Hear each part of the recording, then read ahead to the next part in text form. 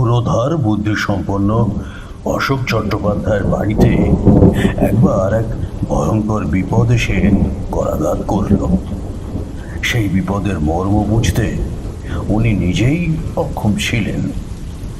রাত বিরেতে অলৌকিক উপদ্রবের ঠেলায় বাড়ি ছেড়ে দেওয়ার উপক্রম করতে হয়েছিল।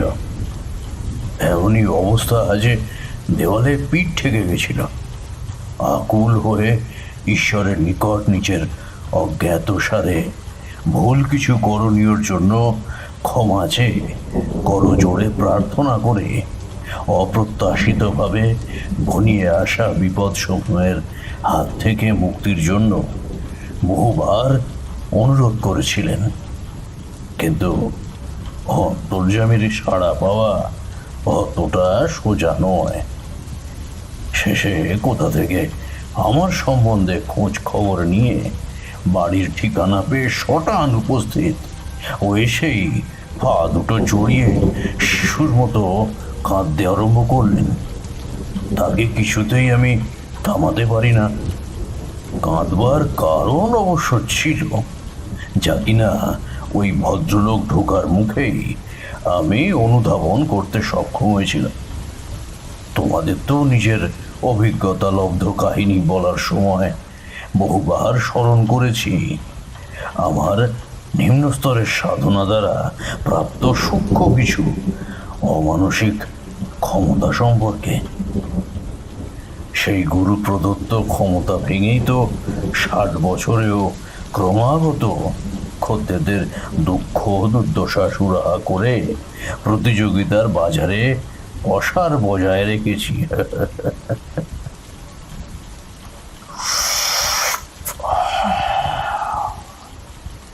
কথাটা বলেই ঠোঁটের কোণে আটকানো জ্বলন্ত চুরুটে মোক্ষম টান দিয়ে একরাশ সাদা ধোয়ার কুণ্ডলি ছেড়ে বাইরে অন্য মনস্ক দৃষ্টি মেলে কিছুক্ষণ চেয়ে রইলেন তারানাথ তান্ত্রিক। মুখে নেমে এসেছে ঔদাস্যের ভাব।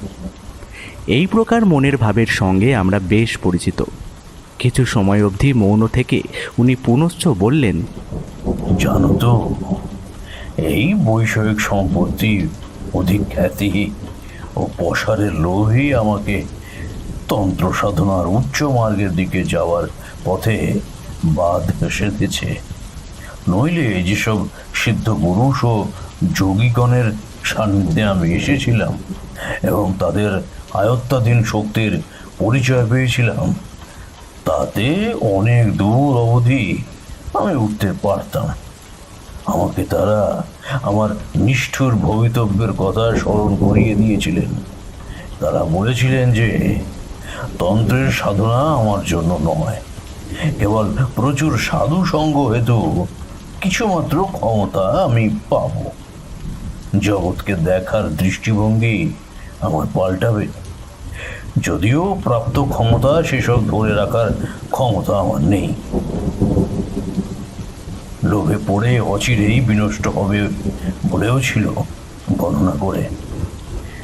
প্রথমে অতটা আমল দিইনি, কিন্তু যা ভবিতব্য সে তো হবেই। বিধাতার লিখন খণ্ডাবে এমন শক্তিমান কেই বা আছে বলো? আমার তন্ত্রপথের অগ্রসর হওয়ার পথে সংসারের বন্ধন বাধা হয়ে দাঁড়ালো, আর তাতেই আটকা পড়লাম আমি। এই জন্যই বলি, মহামায়ার এই সৃষ্ট মায়াজাল এড়ানো বড়ই কঠিন বিষয়। তুমি আমি সাধারণ মানুষের পর্যায়ে পড়ি, ওইসব অলৌকিক কাহিনী শুনে বিস্মিত হওয়া ব্যতীত কি বা করার আছে, তাই না? এক মনে আমিও কিশোরী তারানাথের এই কথা শুনে যাচ্ছি। প্রায় অনেকক্ষণ ধরেই তারানাথের বাড়িতে ঘাঁটি গেড়ে বসে আছি পায়ের ওপর পা তুলে, এবং উদ্গ্রীব হয়ে আছি কখন এসব তত্ত্ব কথার প্রসঙ্গ পাল্টে জ্যোতিষী মশাই নিজের জীবনের অলৌকিক কাহিনী বলে আমাদের মশগুল করে দেন। আসবার কথা ছিল না, এমন পরিস্থিতি অবশ্য কখনোই হয়নি যে বর্ষার দিনে মঠ লেনের হাতছানি উপেক্ষা করব। তবু আজকের বর্ষাটা একলা উপভোগ করব, মনের মধ্যে এমন বাসনারই জন্ম হয়েছিল। সারাদিনে নানাবিধ চিন্তার মধ্যে তারানাথের কথা মনেই পড়েনি। তবে সেই উদ্ভট খেয়ালি বাসনা মোটেই থই পায়নি। শুধু কিশোরীর একান্ত জোরজারি ও বাইরে অনবরত বর্ষণমুখর আষাঢ়ের সন্ধ্যায় শূন্য ঘরে শুধু শুধু বসে কী বা করব, এই ভাবনাই আমাকে নিজের সিদ্ধান্ত থেকে মত পরিবর্তনে বাধ্য করল। তার ওপর আজকের দিনেই আমার স্ত্রীকে বাপের বাড়ি যেতে হলো। কেই বা তাকে বোঝাবে যে এই আষাঢ়ের সন্ধ্যাটিকে সকল বিবাহিত পুরুষই স্ত্রীর সঙ্গে গল্পগুজব ও রসালে প্রেমালাপ করে দাম্পত্য সম্পর্কের ভিত আরও দৃঢ় করতে চায়। পরস্পরের মনের কথা একে অপরকে বলার মতো এই বর্ষা ঋতুই তো উপযুক্ত পরিবেশ। কিন্তু আমার স্ত্রী আমার এইসব প্রস্তাবে প্রশ্রয় না দিয়ে বরং নিজের বাপের ভিটেতে যাওয়ার বিষয়টিকে অধিক মাত্রায় প্রাধান্য দিল ও সবশুদ্ধ 2 ছেলে আর 1 মেয়েকে নিয়ে পত্রপাঠ রওনা হওয়ার সিদ্ধান্তেই অনড় হয়ে রইল। সকালের ট্রেনে তুলে দিয়ে ভগ্ন হৃদয়ে ও বিষণ্ণ মনে বাড়ি ফিরে সারাটা দিন নিজের লেখাপড়ার ঘরেই আপিসের জরুরি কাজে নিজেকে মগ্ন রেখেছিলাম। সন্ধ্যায় কোলে দেখি কিশোরী সেন উপস্থিত। খাতির করে বসানোর মতো মানসিকতা আমার ছিল না, তাই সে আসতে আমি এক ঝলকের কৃত্রিম হাসি প্রদর্শন করে সামনের চেয়ারে বসার নির্দেশ দিলাম সম্পূর্ণ নিরুত্তর থেকে। আমার মনের গতিক আজ করে নির্লজ্জের মতো অট্ট হাসিতে ফেটে পড়ল কিশোরী এবং পকেট হাতড়িয়ে একটা সিগারেট বের করে জুত করে আগুন ধরিয়ে রঙ্গ তামাশার সুরে বিশেষণ প্রয়োগ করে বলল,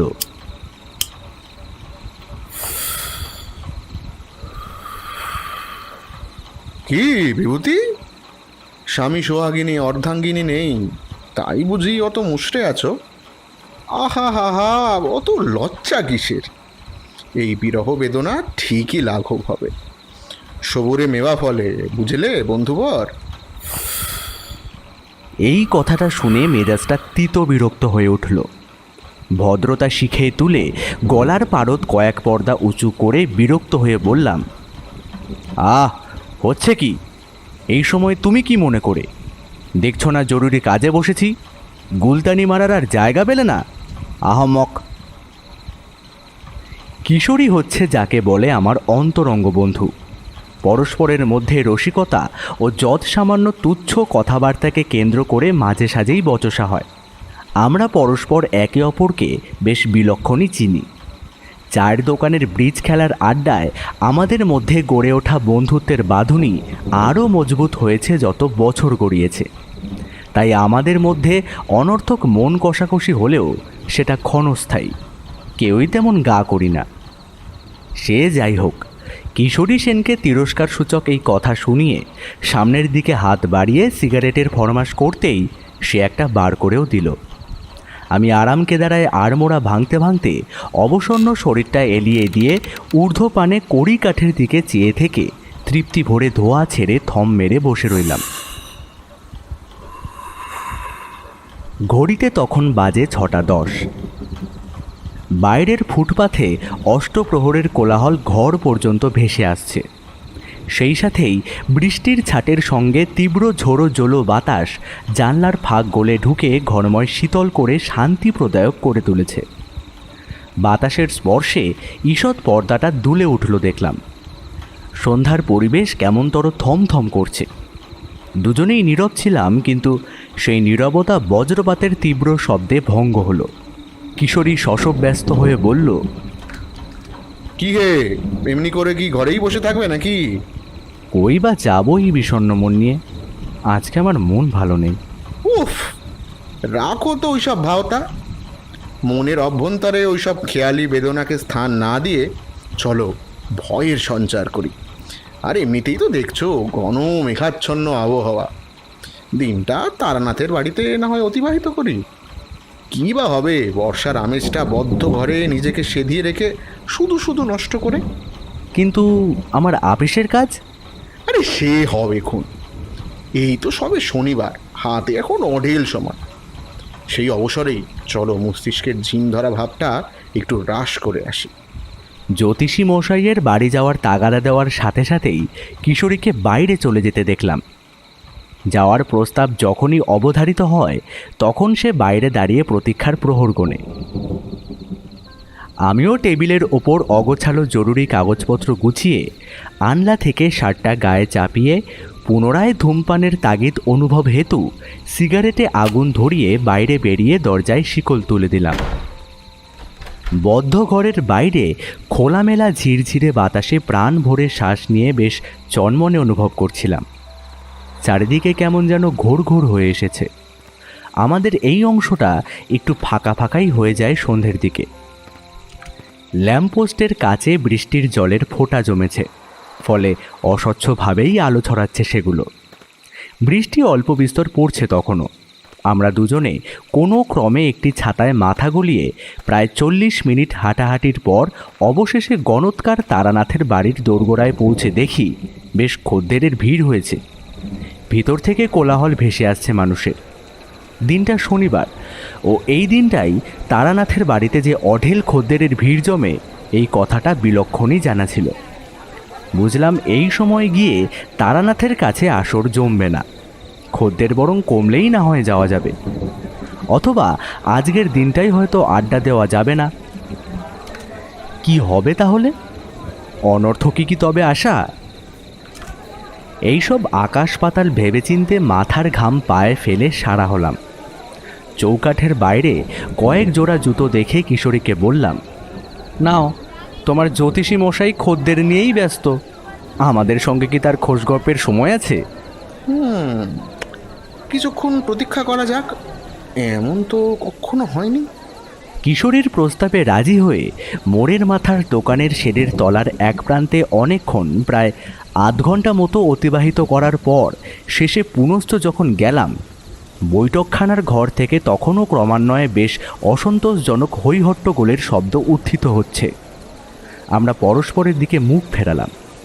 দুজনের কপালেই দুশ্চিন্তার ভাঁজ পড়েছে এবং সারা মুখ জুড়ে নেমে এসেছে অমঙ্গলের কালো ছায়া। মনের মধ্যে কেমন যেন বিচিত্র অনুভূতি হচ্ছে ক্রমাগত, ভাষায় যা বর্ণাতীত।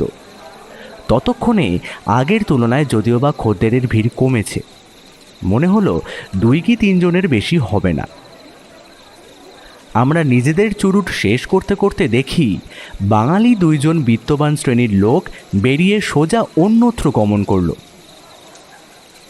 আদ্যির পাঞ্জাবি ও গলা জুড়ে পরিহিত মোটা সোনার চেন ও আড়ম্বরপূর্ণ দামি বেশভূষায় ধনী প্রতিপন্ন হল। তারানাথের কাছে যে সমাজের বিত্তবান শ্রেণীর লোকরাই অধিকাংশ সময় ধর্ণা দেন, এ বিষয়ে বারংবার লক্ষ্য করেছি। প্রণামের সঙ্গে উপরিয়ায় হলে তো তখন জ্যোতিষী মশাইয়ের পোয়া বাড়ো। বহুক্ষণ ধরেই পুরুষালী কণ্ঠের একটা চাপা কান্নার শব্দ শুনতে পাচ্ছিলাম। একইভাবে অনবরত কেউ মনকষ্টে জটিল সমস্যার দরুন অশ্রুপাত করেই চলেছে। বরং ভিতরে তখনও কান্নার শব্দ আগের চেয়ে অধিক তীব্র থেকে তীব্রতর হয়ে উঠেছে। বিষয়টি সুবিধের মনে হচ্ছে না, ভয়ের জায়গায় বরং ভীষণ কৌতূহল জমেছে মনের মধ্যে। এ যাবৎ জ্যোতিষী মশাইয়ের কাছে আসা অবধি এমন অভিজ্ঞতা কোশমিনকালেও হয়নি। তারানাথের কাছেই যত সব অবাস্তব বিষয় ঘটা সম্ভব। জনশূন্য এই গলির অন্তরালে কত কি অপ্রাকৃত ঘটনা যে প্রতিনিয়ত ঘটে, তাই বা কতজন কলকাতাবাসী জানে বা খবর রাখে। আর বিলম্ব না করে জুতো খুলে সংকোচ ভাবাপন্ন মনোভাব নিয়ে ইতস্তত করে ঢুকেই পড়লাম। আমরা ঢুকতেই দেখি সমস্ত ঘরে আলোর ছিটে ফোটা ও একটু আগে দেখা খদ্দেরের সমাগম নেই। আগত খদ্দেরের দল বহুক্ষণ হলো নিজেদের কাজ চুকিয়ে চম্পট দিয়েছে। শুধু চৌকাঠের বাইরে একজনের নাগরাই জুতোজোড়া দেখে ধারণা হলো একজন তখনও আছে হয়তো। তার কাজ সাঙ্গ হলেই এই সন্ধ্যার মতো হাত দেখার কাজ সম্পন্ন হবে জ্যোতিষী মশাইয়ের। ও সেই সাথে আমাদেরও বাদলার সন্ধ্যাটা গল্পগুজবে জমাটি হয়ে উঠবে। তারানাথ বৈঠকখানায় খদ্দের দেখত, আর আমরা গেলেও খুব একটা অসুবিধে হতো না ওনার। কিন্তু ঘরে পৌঁছাতে আমাদের চক্ষু চড়ক গাছ। ভিমড়ি খাওয়ার জোগান হলো, এখানেও আলো নেই। বিরস কণ্ঠে তারানাথ বলল, চারিমা, এই প্রদীপটা একটু জেলে দিয়ে যা তো মা, হাওয়ায় নিভে গেছে।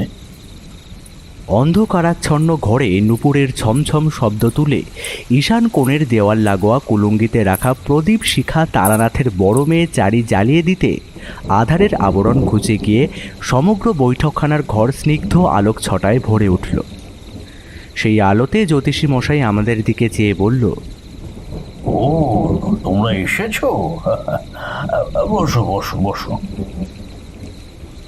এতক্ষণ খেয়াল করিনি, কিন্তু এবার দেখি তক্তপোষের ওপর বসে জ্যোতিষী মশাই নিমগ্ন মনে হাতে ধরে থাকা হলদেটে বড় কাগজে দৃষ্টি নিবদ্ধ করে খুব মনোযোগের সঙ্গে কী সব দেখতে ও গণনা সংক্রান্ত আগ্ঝোগ করতেই ব্যস্ত। আর তক্তপোষের নিচে বিনীত ভক্তিসুলভ দৃষ্টিতে করজোড়ে আমাদের বয়সী ভদ্রলোক মনের দুঃখে কান্নাকাটি করছে। এতক্ষণ পরে বিষয়টা পরিষ্কার হলো। এই মধ্যবয়সী যুবকেরই কান্নার স্বর বাইরে অবধি ভেসে আসছিল, আর সেই শুনেই আমরা রীতিমতো কী না কি ভেবে বসেছি। বাহ্যিক পরিচ্ছদে বড় মানুষই ছাপ আছে, তবে সম্প্রতি যে তার মানসিক শান্তির বিঘ্ন ঘটেছে এটা ভদ্রলোকের উস্কো খুস্কো চুল ও চোখের কোণে কাজলের মতো কালি পড়ে যাওয়া দেখে বেশ বুঝতে পারলাম। স্বাস্থ্যের অবনতিও ঘটেছে বেশ। বিনিদ্র রজনী জাগার লক্ষণসমূহ পুরো মাত্রায় বিদ্যমান। লোকটি বিত্তবান হওয়ার সঙ্গে সঙ্গে যে চারিত্রিক কিছু দোষ আছে সেটা দেখেই বোঝা যাচ্ছিল। চোখের চাহনির মধ্যে কেমন ধূর্ততা ও বুদ্ধিমত্তার ভাব মেশানো। খুব যে একটা সুবিধের লোক নন সেটা বুঝতে হাত গুনতে হয় না। আমাদের আগমনে উনি যে রুষ্ট হয়েছে সেটা বুঝতে পারছিলাম। ওনার মুখে অসন্তুষ্ট হওয়ার অভিব্যক্তি খেলে গেল। কাছুমাছু মুখ করে কিছুক্ষণ আমাদের দিকে কটাক্ষপাত করে আরও ঘনিষ্ঠ হয়ে ঠাকুরমশাইয়ের দিকে গিয়ে বসল। নিজের সমস্যার কারণে ওনার উদ্বিগ্নতাজনিত মনের ভাব বাহ্যিক রূপে প্রকাশ পাচ্ছে। কিছুক্ষণ চেয়ে রইলেন আমাদের দিকে, তারপর তারানাথের দিকে দৃষ্টি নিবদ্ধ করলেন। সর্বত্র চোখ বুলিয়ে বারংবার দেখে শিহরিত হয়ে কম্পমান অস্ফুট স্বরে ঠাকুরমশাইকে বললেন, ঠাকুরমশাই, আমাকে আপনি বাঁচান। ওই যে এইখানে এসে পড়েছে, ওই যে বাইরে কে দাঁড়িয়ে আছে দেখুন, আবছায়া মতো। বলেই ওই ভদ্রলোক তর্জনী উঁচিয়ে খোলা সদর দরজার বাইরে যেইখানে দক্ষিণাকালীর ফ্রেমে বাঁধানো বিবর্ণ ছবিটা ঝুলছে সেখানে ইশারা করলেন। আমরা সেই অঙ্গুলি নির্দেশ অনুসরণ করে ভ্রুকুটিপূর্ণ দৃষ্টি মেলে দেখি কই কেউ কোথাও নেই। বাইরেটা বরং আগের তুলনায় আরও নিস্তব্ধ মনে হচ্ছে। সেই সঙ্গে ঘোর অন্ধকার পরিপূর্ণতা লাভ করেছে এবং ক্রমান্বয়ে বৃষ্টি পড়েই চলেছে। অস্বাভাবিক তেমন কিছুই দৃষ্টিতে পড়ল না। অবশ্য যদি কিছু থেকেও থাকে সেই অতীন্দ্রিয় বস্তু দেখার বা অনুভব করার দৃষ্টি আমাদের নেই। তারানাথের মুখেই শুনেছি বহুদিনের সাধনা ও সদ্গুরুর সাক্ষাতে নবাগত সাধকের প্রাথমিক স্তরে কিছু লক্ষণ দেখা যায় সমগ্র দেহ মন জুড়ে, ও চোখে ফুটে ওঠে জ্যোতি। সেই দৃষ্টির জোরেই অনেক অপার্থিব সূক্ষ্ম বস্তু দেখতে তন্ত্রবিদ সাধক সক্ষম হন। এমনকি কোনো অমঙ্গল ঘনিয়ে আসার পূর্ব মুহূর্ত সম্বন্ধে আগাম বলে দেওয়ার ক্ষমতাটুকু থাকে তাদের নখদর্পণে। একধারে বাইরে ঝমঝমে বৃষ্টি, অপরদিকে ভদ্রলোকটির কান্না, সব মিলিয়ে মিশিয়ে কেমন ধারা বিশ্রী পরিবেশের সৃষ্টি হয়েছিল। তারানাথ জন্ম ছকের পাতা থেকে দৃষ্টি না সরিয়ে অন্যমনস্ক হয়ে গূঢ় রহস্যজনকভাবে বললেন, ও, আপনার ভয় নেই, কেউই আসতে পারবে না, নিশ্চিন্তে থাকুন। অকস্মাৎ জ্যোতিষী মশাইয়ের মুখেও এই ধরনের কথা শুনে গাটা শিউরে উঠল। আর সেই সময় তারানাথ বলল, বিভূতি, দোরটা একটু বন্ধ করে দাও তো, বৃষ্টির ছাট আসছে। আমি? অস্ফুট স্বরে বেরিয়ে এলো আপনা থেকেই মুখ দিয়ে। দ্বন্দ্বে পড়ে কিছুক্ষণ ওই অন্ধকারাচ্ছন্ন বাইরেটায় দৃষ্টি নিবদ্ধ করে আছি। শুনলাম বৃদ্ধা স্ত্রীলোকের আকুল কণ্ঠস্বর। ধীরে ধীরে আধার ভেদ করে ওই স্ত্রীলোক বেরিয়ে এলেন। কুলুঙ্গির মিটমিটে আলোয় দেখি প্রায় বছর 60-এর ঊর্ধ্বে চর্মসারহীন থান পরিহিত নির্জীব গোছের বৃদ্ধা হাতে হাড় দ্বারা নির্মিত পাত্র দিয়ে দরজার চৌকাঠের বাইরে দাঁড়িয়ে। সেই বৃদ্ধার দিকে ঠিকমতো চাওয়া যায় না। চোখ দুটো কোটর থেকে অস্বাভাবিক রকমের দুটো গোল টেনিস বলের মতো বেরিয়ে এসেছে। দুই চোখ ও কষ বেয়ে গড়িয়ে গড়িয়ে পড়ছে রক্তের টাটকা ধারা। ওই পাত্রে যে তরলটা আছে সেটা যে রক্ত বুঝতে হাত গুনতে হয় না, কারণ শীর্ণ হাতের কাঁপুনিতে পাত্রটা থেকে বারংবার ফোঁটা ফোঁটা রক্ত মেঝেতে পড়ছে। বৃদ্ধার ঠোঁটের কোণে খেলে গেল পৈশাচিক হাসি। বাইরে থেকে হম্বিতম্বি অনুনয় বিনয় করলেও ভিতরে প্রবেশ করতে পারছে না কিছুতেই, যেন অদৃশ্য শক্তির বন্ধনে আটকা পড়ে গেছে। নানাবিধ অঙ্গভঙ্গি করে ভয় প্রদর্শনের চেষ্টায় ওই ডাইনি মুখিয়ে আছে। একেই বর্ষণমুখর সন্ধ্যা, তারপর বৈঠকখানার ঘরে তেমন একটা আলোর ব্যবস্থা নেই। স্বল্প আলোয় সমগ্র বৈঠকখানায় সৃষ্টি হয়েছে আলো আধারির, কিন্তু একজোড়া ফিকে সবুজ রঙের হলদেটে চোখ শাব্দের মতো দপ দপ করে চলছে দরজার বাইরে। আমাদের মনের অবস্থা তো এমনিতেই কাহিল হয়েই পড়েছিল, কিন্তু তার চাইতে বড় আশ্চর্যের বিষয়, তারানাথের পায়ের কাছে উপবিষ্টমান লোকটি সত্যি সত্যি ভূত দেখার মতো চমকে উঠে পরিত্রাহী আর্তনাদ করে উঠলেন। কোকিয়ে বললেন, কি ঠাকুর মশাই, আমাকে যে ও নিয়ে যেতে এসেছে, আমাকে রক্ষা করুন, আমার প্রচন্ড ভয় করছে। এই কে তুই? তুই যা, এখান থেকে চলে যা, যা। ভয়ে সন্ত্রস্ত হয়ে বারবার ওই খদ্দের তড়িৎ বেগে দুই হাত দিয়ে ইশারায় দরজার ওপারে দণ্ডায়মান মূর্তিকে ওই স্থান ছেড়ে চলে যাওয়ার ইঙ্গিত করছে।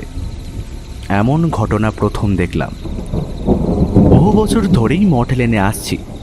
জ্যোতিষী মশাইয়ের মুখে শুধু ওনার পূর্ব অভিজ্ঞতার নানাবিধ কাহিনী শুনেছি, কিন্তু এমন বর্ষণমুখর সন্ধ্যার কোলে এমন বিভীষিকাময় বিভৎস দৃশ্য প্রথম দেখে বলতে দ্বিধা নেই, বুকটা ধড়াস করে উঠেছিল। কলকাতার মতো জনবহুল শহরে সর্বসমক্ষে যে এমন কিছু ভয়ঙ্কর ঘটতে পারে তা প্রত্যাশাও করিনি। তারানাথের গল্পের উল্লিখিত যদি কোনো পাড়াগা কিংবা নির্জন জনমানবহীন স্থান হতো তবে হয়তো এতটা অবাক হতাম না, কিন্তু এ যে রীতিমতো কলকাতার প্রাণকেন্দ্র ধর্মতলার মঠ লেনে ঘটছে। বহুবার চশমা খুলে চোখ দুইখানা রোগড়ে নিয়েও দেখলাম না, একই দৃশ্য দেখতে পাচ্ছি। আমার চোখের কোনো ভ্রান্তি নয় মোটেই। মনে মনে নিজে বড্ড কুণ্ঠিত হতে লাগলাম আজকের দিনে জ্যোতিষী মশাইয়ের বাড়িতে ঢু মারতে আসার জন্য। চৌকাঠের বাইরে দৃষ্টি পুনশ্চ যেতেই দেখি যমদূতের মতোই ওই ডাইনি দাঁড়িয়ে খদ্দেরকে ভয় প্রদর্শন করছে এবং স্নেহময়ী মাতৃস্থানীয়র মতো ওই ভয়ার্ত খদ্দেরকে উদ্দেশ্য করে বলছে, খোকা, তোকে তোকে আমি বড্ড ভালোবাসি। চল চল, আর আর কষ্ট দিস নে, বাজে পড়ে পড়ে ঠান্ডা হয়ে যাবে। চল, আর আর বিলম্ব করিস নে। এই বলে বিশ্রী রকমের অস্বস্তিজনক ভঙ্গিতে ওই ডাইনি হাসতে লাগলো। ইতিমধ্যে কিশোরী পরিত্রাহী আর্তনাদ করে আমার কাঁধ খামচে ধরল। কানের কাছে মুখ এনে ভয়ে ভয়ে বলল, বিভূতি, বিভূতি, ওই দেখো। কিশোরীর দৃষ্টি অনুসরণ করে ভদ্রলোকের দিকে চেয়ে যা দেখলাম তাতে মেরুদণ্ড বেয়ে ভয়ের একটা ধারা নেমে গেল। দেখি তারানাথের পায়ের সম্মুখে উপবিষ্ট ওই লোকটির পরনের আদ্যির পাঞ্জাবির পিছনের অংশ ধীরে ধীরে রক্তে রাঙা হয়ে উঠেছে, কিন্তু সেদিকে ওনার কোনো ভ্রুক্ষেপই নেই। চৌকাঠের বাইরে দণ্ডায়মান ওই ডাইনি তখন সদন্ত বিকশিত করে হিংস্র দৃষ্টিতে চেয়েই আছে শুধু খদ্দেরের দিকে। দেখি লোকটির কোনো হুঁশই নেই। ধীরে ধীরে উঠে দাঁড়ালেন এবং কলের পুতুলের মতোই মন্থর গতিতে এগিয়ে যেতে লাগলেন সামনে দুই হাত প্রসারিত করে। আমি গলার পারদ উঁচু করে মরিয়া হয়ে চিৎকার করে বললাম, যাবেন না আপনি, কিশোরী ধরো। এত কিছুর মধ্যেও তারানাথ নির্বিকার, শুধুই জন্মছকে চেয়ে আছেন গভীর দৃষ্টিতে। কিশোরীও আমি ওনাকে ধরে ভিতরে টেনে আনলাম। চেতনা লুপ্ত প্রায় ওই লোকটি শটান মাটিতে পড়ে গো গো করছেন। মুখে চোখে জল ছিটিয়ে শেষ পর্যন্ত ওনার জ্ঞান ফেরানো গেল। জীবনে এমন জিনিস প্রথম চাক্ষুষ করার জন্য আমার ও কিশোরীর উভয়ের স্নায়বিক উত্তেজনা বৃদ্ধি পেয়ে গিয়েছিল। এখনও তার রেশ মোটেও কাটেনি। এর মধ্যে দরজার চৌকাঠে চোখ যেতেই দেখি, কই সেই মূর্তি নেই তো, উধাও হয়ে গেছে। তারানাথ কিন্তু ভাবলেশহীন মুখে পুনরায় আমাকে কোনো বিপদ হবে না এমন আশ্বাস দিয়ে একই নির্দেশ দিলেন। অনিচ্ছা সত্ত্বেও দৌড় ভেজিয়ে দেওয়ার সময় বাইরে থেকে বিশ্রী বোটকা গন্ধ নাকে এসে ধাক্কা মারল। কোনো ক্রমে দৌড় ভেজিয়ে আমি সন্ত্রস পায়ে ফাঁকা চেয়ার দখল করলাম। এও দেখলাম তারানাথের বড় মেয়ে চারি চা হাতে দাঁড়িয়ে বিস্ফারিত চোখে এসব দেখছে। আমাদের দেখে নিঃশব্দের হাসি খেলে গেল তার মুখে। জ্যোতিষী মশাইয়ের মুখে খুব একটা বিচলিত হওয়ার লক্ষণ যে দেখলাম এমন কিন্তু নয়, বরং উনি কিছু রুষ্ট হয়েছেন। এতক্ষণে ওই খদ্দের ভদ্রলোকটি একটু ধাতস্থ হয়ে সম্পূর্ণ সুস্থ হয়েছেন বোঝা গেল, কিন্তু উনি ওইভাবেই কাঁদতে লাগলেন। তারানাথের রুষ্ট হওয়ার কারণ যে তার সামনে বজ্রাসনে উপবিষ্ট ক্রন্দনরত লোকটি, সেটা বেশ বিলক্ষণ আন্দাজ করা গেল। তারানাথ আমাদের দিকে চেয়ে ইঙ্গিতে বসবার নির্দেশ দিলেন। তারপর অনেকক্ষণ পর ইষ্টনাম স্মরণ করে খদ্দেরকে উদ্দেশ্য করে বললেন, অশোকবাবু, আপনি তো বেশ ভালোই বিপদ বাঁধিয়েছেন দেখছি। গৃহী মানুষের ওইসব বাতিক থাকা মোটেই উচিত নয়, বুঝলেন? যেটুকু আছে সেইটুকুতেই সন্তুষ্ট হওয়ার চেষ্টা করুন। অন্যের ক্ষতি সাধন করতে গিয়ে নিজেই দুর্বিপাকে কেমন বললেন দেখলেন তো।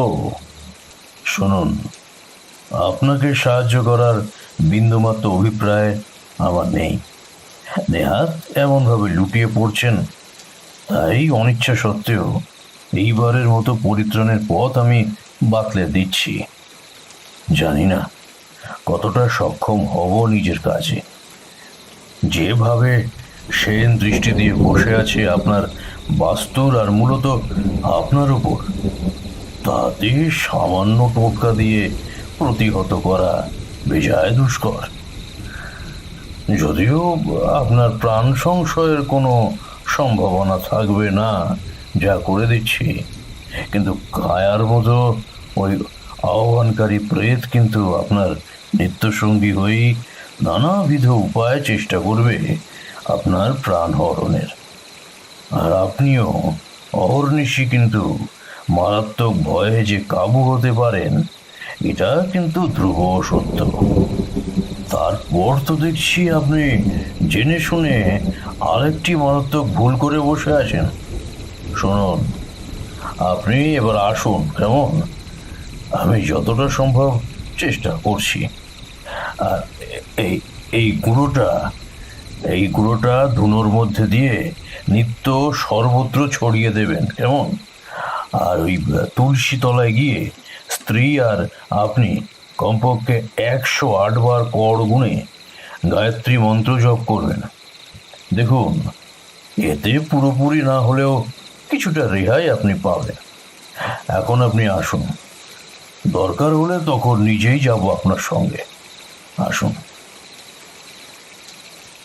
বলেই তারানাথ ওনার হাতে একটা লাল রঙের তাগা পরিয়ে দিলেন। তারানাথের উত্তরটা যে ওই অশোকবাবুর বিশেষ পছন্দ হলো না, সেই ভাবটাও দেখে বুঝলাম। উনি ওঠার বিন্দুমাত্র চেষ্টা অবধি না করে বললেন, কিন্তু ওই যে মূর্তিমান বিভীষিকা যে আমার প্রাণ হরণের জন্য ওত পেতে বাইরে দাঁড়িয়ে আছে, তার কি হবে? অগত্যা জ্যোতিষী মশাই নিজে এগিয়ে গিয়ে দরজা খুলে সর্বত্র পাতি পাতি করে দেখে পর্যবেক্ষণ করে লোকটিকে নিশ্চিন্ত করলেন যে কিছুই নেই। খদ্দেরের মুখ এমনিতেই ভয়ে ম্লান হয়ে গেছিল।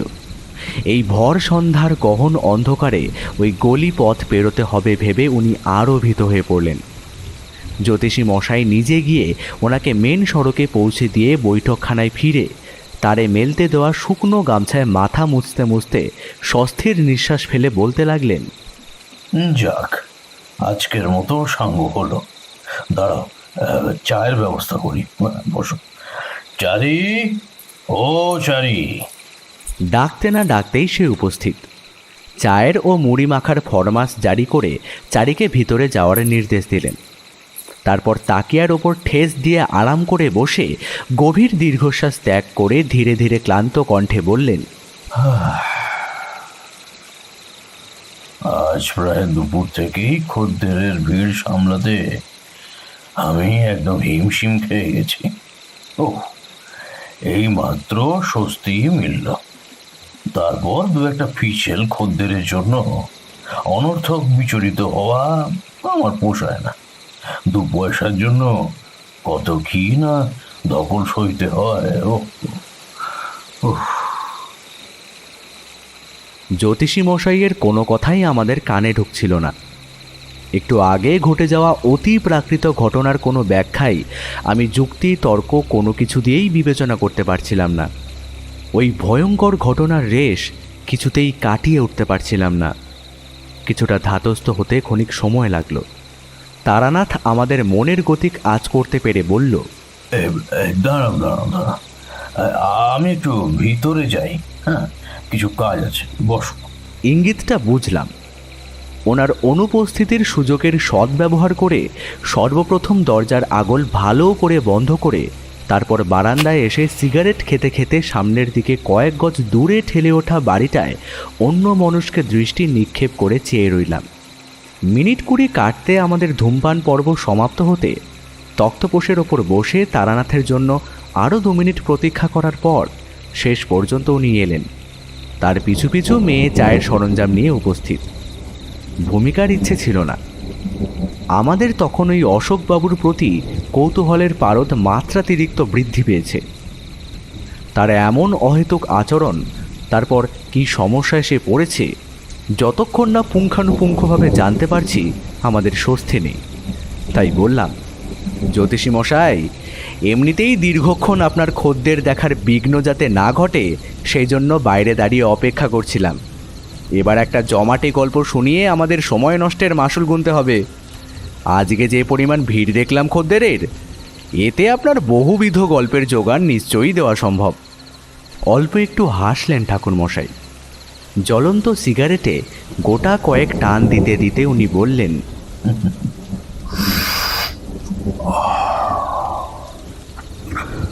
আমি সেই কথা ভেবে রেখেছি। তোমরা যে আসবে এই কথাও আমার জানাই ছিল। যা বলবো সেটা অত্যাধিক রকমের ভয়ঙ্কর হবে, এই বিষয়ে কোনো সন্দেহ নেই।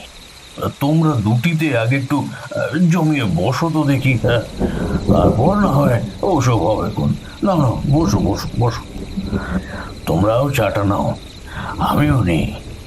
চায়ের পেয়ালায় দুটো লম্বা চুমুক দিয়ে মস্তিষ্কটা খোলতাই করে নি, কি বলো?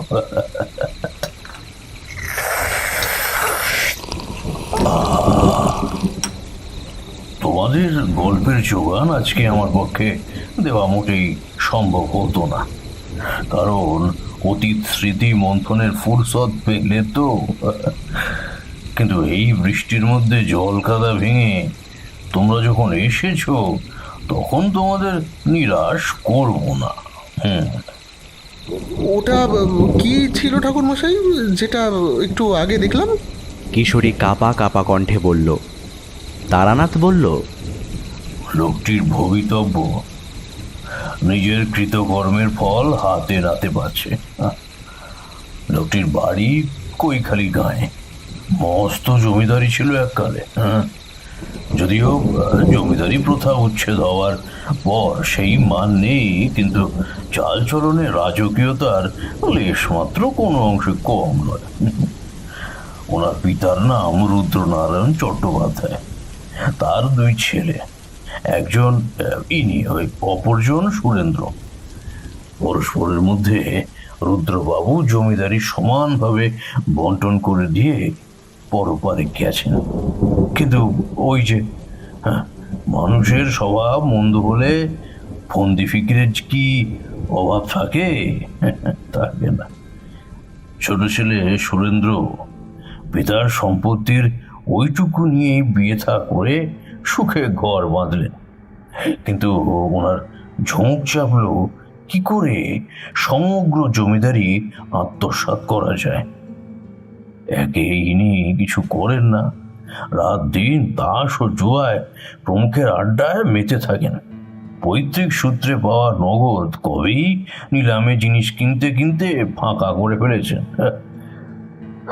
তো যাই হোক, আজকে দুপুর থেকেই খদ্দেরের ভিড় জমে উঠেছিল।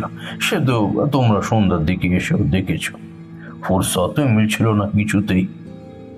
বিকেল গড়িয়ে যখন সন্ধ্যার সবে শুরু, তখন উনি ঢুকে বললেন, এটা কি তারানাথ জ্যোতির্বিনোদের রাস্তা না? উপস্থিত সকলেই ঘাড় নাড়ল। উনি কিছুক্ষণ চুপচাপ ছিলেন, পরে অশ্রুর বেগ ধরে রাখতে পারলেন না, সকলের সামনে কান্নাকাটি শুরু করলেন। আমি বুঝেই গেছি ওনার বিপদটা ঠিক কি। দেখলাম ওনাকে বেষ্টন করে আছে কালো মসলিনের মতো ধোঁয়ার কুণ্ডলী। ওনার বিষয়টা জটিল প্রতিপন্ন হতেই আমি ওনাকে বসতে বলে একে একে বাকি খদ্দেরদের দেখা শেষ করে তারপর ওনার হাত থেকে শৈশবের জন্মকুণ্ডলীটা নিয়ে সমস্ত বৃত্তান্ত শুনে রীতিমতো হতবাক হয়ে গেলাম। বিষয়টা পুরোটাই পারিবারিক সম্পত্তিকে কেন্দ্র করে। উনি বিনীতভাবে বলতে লাগলেন, বাবা, আমি অশোক চট্টোপাধ্যায়, কৈখালির বাসিন্দা। সম্প্রতি মারাত্মক বিপদে পড়ে আপনার শরণাপন্ন হয়েছি। আপনি যদি কৃপা না করেন তবে এই অধমের সংসার ভেসে যাবে। কিন্তু আপনার এই তন্ত্রমন্ত্রের জগতে বহু নাম শুনেছি, তাই অপরাধ যদি না নেন তবে আপনি আমার আসন্ন সংকটের সম্বন্ধে দু একটি কথা বলে দিন। সঠিক মানুষের কাছে এসেছি কিনা সেটাও তো দেখতে হবে নাকি? ট্যাঁকের কড়ি খসাবো যখন, তখন সম্পূর্ণটা চাক্ষুষ দেখতে দোষ কিসের বলুন? কথাটা শুনে একটু রাগ হলো অবশ্য। আমি সরাসর কাউকে ভেলকি কিংবা নিজের অলৌকিক শক্তি দেখিয়ে চমকাতে চাই না। এই কাজে গুরুর বারণ ছিল, তাই ওনার কথায় কিছুটা রুষ্টই হয়ে বললাম, দেখুন, আপনি যখন আমার কাছেই এসেছেন আপনার বিপদ মুক্তির জন্য, তখন আমার ব্যাপারে বিশদে জেনেই আসতে পারতেন। বাইরে সাইনবোর্ডে লেখনি কি পুরোটা পড়েননি আপনি? বাইরে যে অতগুলো মানুষ লাইন দিয়ে দাঁড়িয়ে আছেন, তাদের কি সময়ের দাম নেই? কথাটা বলছিল তারানাথ। আমিও পকেট হাতড়ে ওনাকে পাসিং শোয়ের নতুন প্যাকেটটা দিলাম। দিতেই ওনার মুখ উজ্জ্বল হয়ে পড়ল। উৎফুল্ল চিত্তে উনি একটা ধরিয়ে সুখটান দিতে দিতে বললেন, এইবার সন্ধ্যার মজলিস পূর্ণতা পেল। এটা বিনা কাহিনী বলার আমেজটা একদম ফিকে হয়ে যাবে, বুঝলে? তাই বলছি, এই দেখো না, ওই খদ্দেরের মধ্যে অনেকে পুরনো লোকও ছিল। তারাও কিছু না কিছু দিয়েছে, কিন্তু আমার বাবু এটা ছাড়া চলে না। আর সত্যি বলতে কি জানো, সকলের কাছে হাত পেতে চাওয়া যায় না। শুধু তোমরা আমার নিকট বলে এই সাহসটা আমি পাই। কিশোরী গম্ভীর কণ্ঠে বলল, হ্যাঁ, তার প্রতিদানে আপনি কি উপহারটাই না দিলেন। যেভাবে আমাদের অভ্যর্থনা হলো সেটা তো আজীবন মনে রাখার মতো। তারানাথ পাসিং শোয়ে দুটো টান দিয়ে হো হো করে হেসে বলল,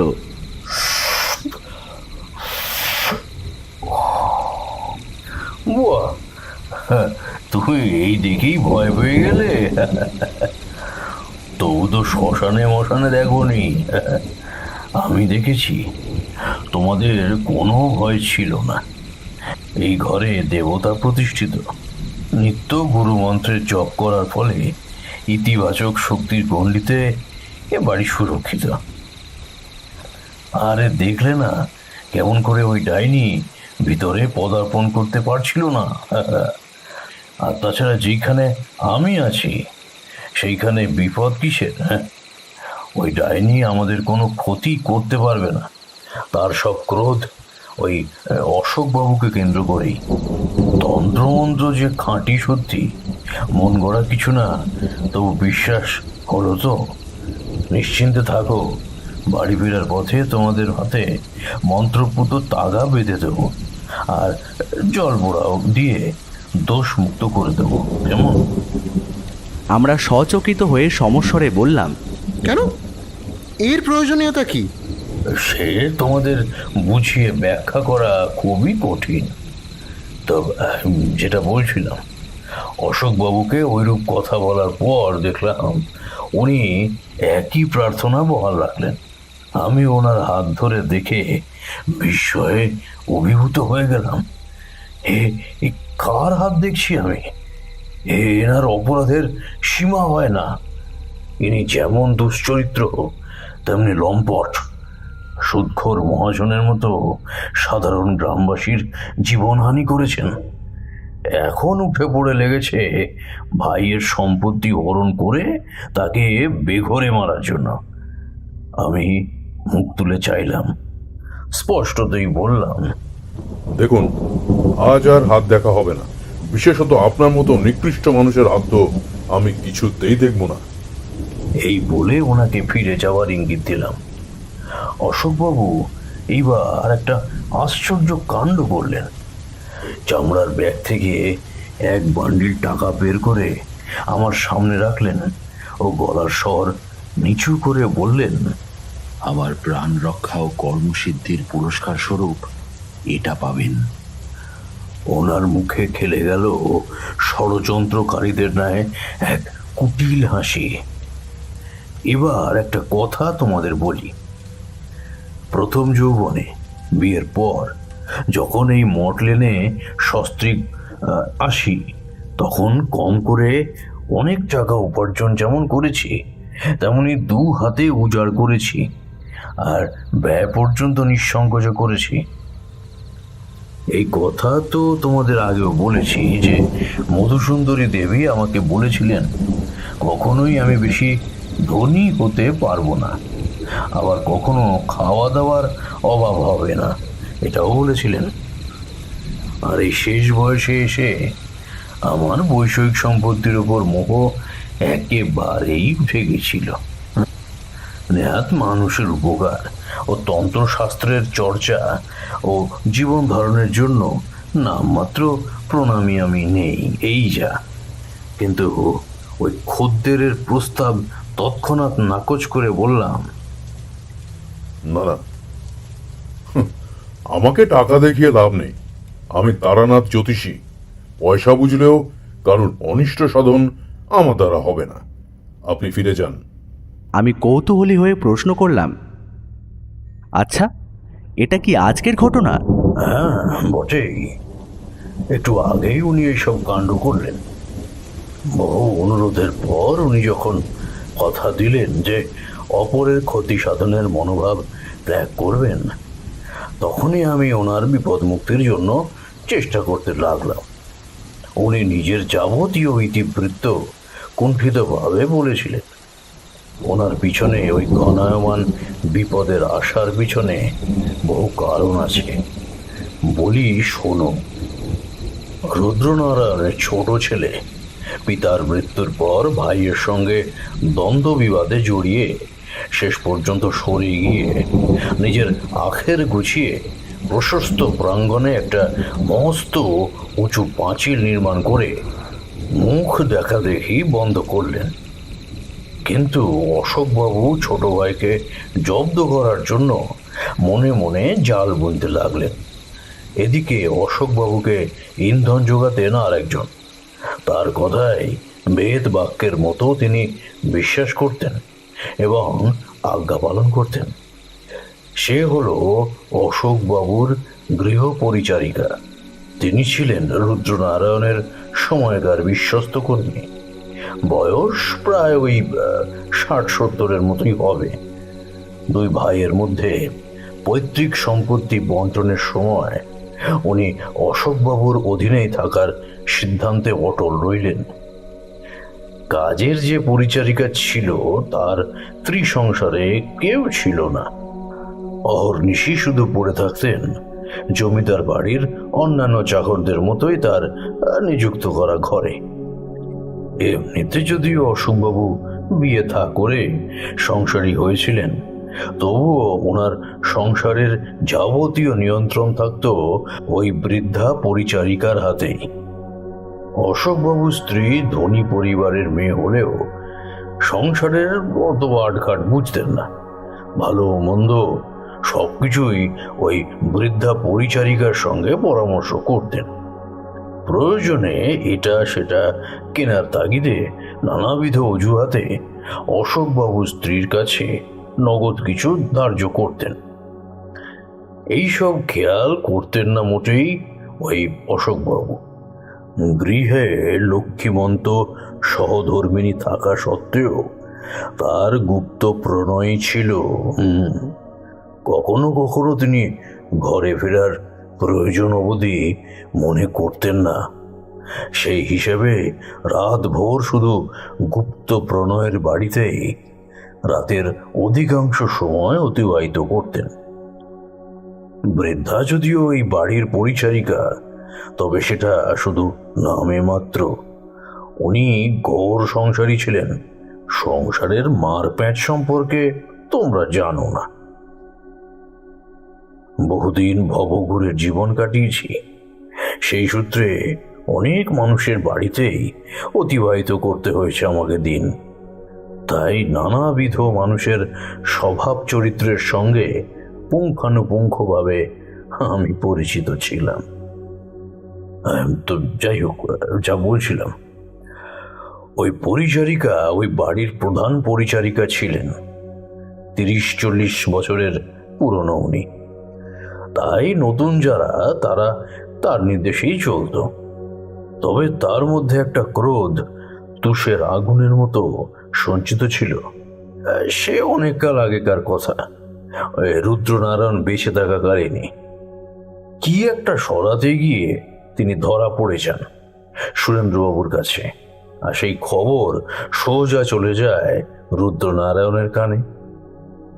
তার কানে কথাটা উঠতেই সর্বসমক্ষে বহু লাঞ্ছনা গঞ্জনার শিকার হন তিনি। নেহাত বহু পুরনো ও ঘরকন্যার কাজে নিপুণা, তাই সেই যাত্রায় তিনি রেহাই পান। তবে প্রতিশোধের জন্য উনি বদ্ধপরিকর ছিলেন। বুঝলে, প্রতিশোধ এমনই যে সেটা মানুষ অনন্তকাল অবধি মনের মধ্যে রেখে দেয়। যতক্ষণ না সেটা কড়ায় গণ্ডায় নেওয়া যাচ্ছে ততক্ষণ খান্তি নেই। সংসার বড়ই বিচিত্র। তারপর শোনো, বৃদ্ধা পরিচারিকার সব স্থানেই যাওয়ার ঢালাও অনুমতি ছিল। রুদ্রনারায়ণ মৃত্যুশয্যায় দিয়েছিলেন সেই নির্দেশ। অশোকবাবু ও ওই বৃদ্ধা পরিচারিকা গুপ্তভাবে আলোচনা করে সুরেন্দ্রবাবুর খাদ্যে বিষের প্রয়োগ করেন। কিন্তু একটা কথা মনে রাখবে, যার কেউ নেই তার ঈশ্বর আছেন।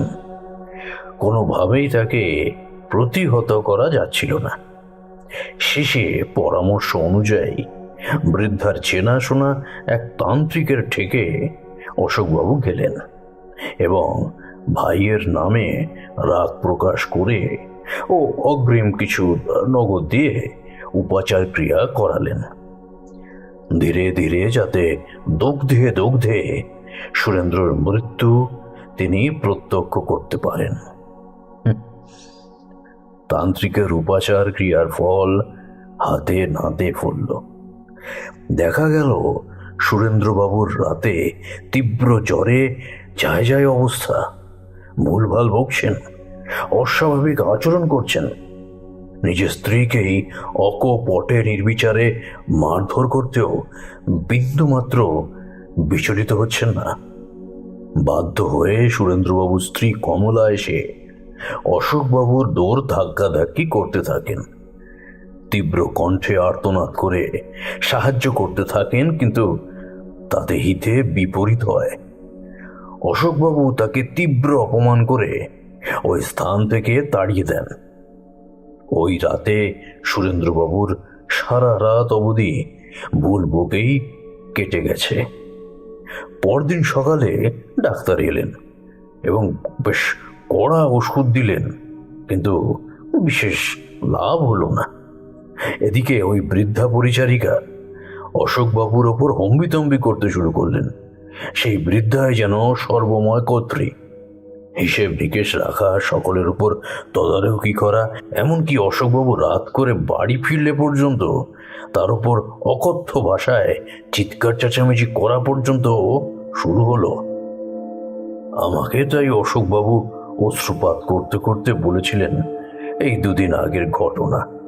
ঠাকুরমশাই, ওই একটি বৃদ্ধার অত্যাচারে আমি অতিষ্ঠ হয়ে ওইরূপ কাজ করতে নিতান্ত বাধ্য হয়েছি। একদিন রাতে নেশা করে টলতে টলতে ফিরছি, হাতে ছিল ভারী গোছের মদের বোতল। মাঝরাতে দৌড় ঠেলে ভিতরে ঢুকে দেখি মূর্তিমান শয়তান দাঁড়িয়ে। আমাকে বলল, কর্তা বাবু, এটা কি আসার সময়? আমাকে না শুধিয়ে কই যাওয়া হয়েছিল শুনি? চিৎকার করে বললাম, তাতে তোর কি রে? আমার সম্পত্তি তুই অধিকার ফলাবার কে? সরে যা বলছি, নইলে খারাপ হবে। খারাপ হবে? ভয় দেখাচ্ছেন? আপনার কুকীর্তির কথা যদি আমি ফাঁস করে দিই, তবে কি আপনি রেহাই পাবেন ভেবেছেন? সুরেন্দ্র বাবুর ওই পঙ্গু ও বদ্ধ উন্মাদ হওয়ার নেপথ্যে কে দায়, সে কি জানি না ভেবেছেন? এই কথা শুনে আমার খুব ভয় হলো। এই বৃদ্ধার শয়তানি আমার রন্ধ্রে রন্ধ্রে জানা ছিল, যে কোনোদিন আমাকে মারাত্মক বিপদে ফেলে আসতে পারে। সুতরাং দ্রুত এগিয়ে গিয়ে আমি শক্তভাবে ওর মুখটা চেপে ধরে কাঁচের বোতলটা 60 বছরের ওই বৃদ্ধার মাথায় ভেঙে চৌচির করে দিলাম। মাথা ফেটে রক্ত বেরোতে লাগলো। সেইখানেই প্রবল আঘাতে লুটিয়ে পড়ল সে, মুখে টু শব্দটি নেই, শুধু মৃত্যুর যন্ত্রণায় সর্বাঙ্গ কেঁপে উঠল ওই শীর্ণদেহী বৃদ্ধার। সারা মেঝে ভরে গেল টাটকা রক্তের স্রোতে। বিশ্বাস করবেন না ঠাকুরমশাই, ওই খুনটা আমি ইচ্ছাকৃতভাবে করিনি। রাগের বশে কেউ যেন আমাকে দিয়ে করিয়ে নিয়েছে। একটা অজানা ভয় আমি হিতাহিত জ্ঞান হারিয়ে ফেলেছিলাম। তারপর নেশার ঘোর, বুঝতেই পারছেন, বাইরে তখন তুমুল ঝড় বৃষ্টি হচ্ছে অবিরাম ভাবে। পাড়াগাঁয়ের পথঘাট এমনিতেই সন্ধ্যের পর থেকেই নির্জন হতে শুরু করে। এই খুনের প্রমাণ লোপাটের জন্য নানাবিধ কুবুদ্ধি মাথায় খেলতে শুরু করলো। তখনই আমি গোপনে ওই নিথর দেহটাকে নিয়ে চুপিসারে বেরিয়ে পড়লাম। বৃষ্টির মধ্যে ভিজতে ভিজতে কোদাল দিয়ে শ্মশানের ভিতরে প্রবেশ করে অনেকটা মাটি করে ওই দেহ মাটি চাপা দিলাম। কেউ কসমিন কালেও জানতে পারবে না। ওই নির্জন শ্মশানের উত্তর দিক দিয়ে আমার পরিচিত তান্ত্রিকের মন্ত্রধ্বনির উচ্চারণের শব্দ আসছিল। সেই শুনতে শুনতে আমি বিহবলের মতো ওনার সামনে দাঁড়িয়ে পড়লাম। ক্রুদ্ধ ভয়ঙ্কর চোখে উনি আমার দিকে চাইলেন। তারপর মাটির সরা থেকে কিসের গুঁড়ো নিয়ে আমার পরিচ্ছদের ক্ষণিক অংশ নিয়ে সেটা সামনের প্রজ্বলন্ত হোমকুণ্ডে আহুতি দিলেন। আমার 2 চোখের সামনে অন্ধকার ধেয়ে এলো।